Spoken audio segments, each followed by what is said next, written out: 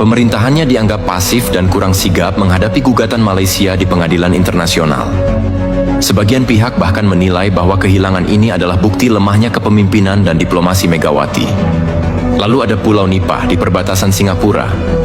Pulau kecil yang penting untuk pertahanan dan penentuan batas wilayah. Di masa Megawati, statusnya menjadi abu-abu, memberikan peluang besar bagi negara lain untuk mengeksploitasi kelemahan kita. Hilangnya pulau-pulau ini bukan hanya soal kehilangan wilayah, tetapi juga kehilangan martabat bangsa. Jika presiden tak mampu menjaga kedaulatan teritori, apalagi yang bisa kita harapkan? Gas blok tangguh di Papua Barat adalah salah satu sumber daya alam terbesar Indonesia. Tapi apa yang dilakukan Megawati? Ia menjual gas ini ke Cina dengan harga yang sangat murah, hanya sekitar $3 Amerika per MMBTU, jauh di bawah harga pasar internasional saat itu.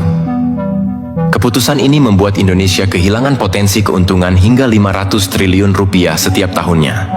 Bukan angka kecil, terutama jika melihat bahwa negara sedang membutuhkan pendapatan untuk membangun infrastruktur dan membayar utang. Kemana perginya rasa tanggung jawab seorang pemimpin? Apakah pemerintah begitu mudahnya menyerahkan kekayaan alam kepada pihak asing hanya demi mendapatkan uang cepat?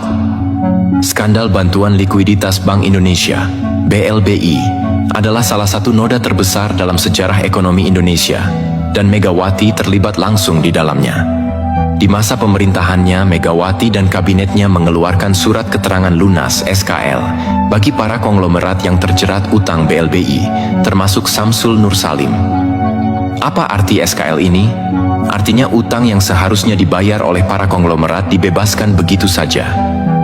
Mereka yang bertanggung jawab atas kerugian negara dibiarkan lolos tanpa hukuman.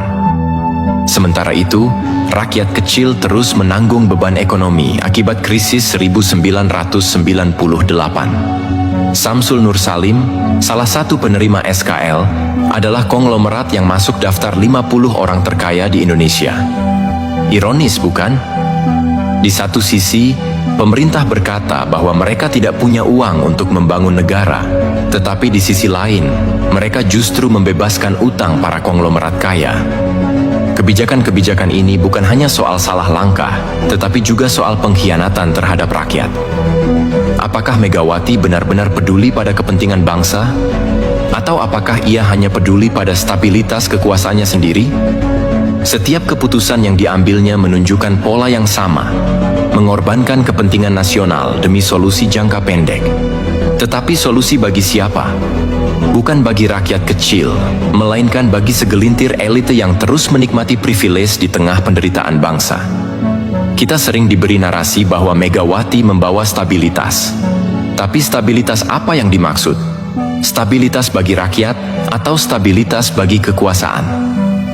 Megawati Soekarno Putri, Presiden kelima Republik Indonesia, memegang jabatan itu bukan karena kehendak rakyat, melainkan karena hasil manuver politik.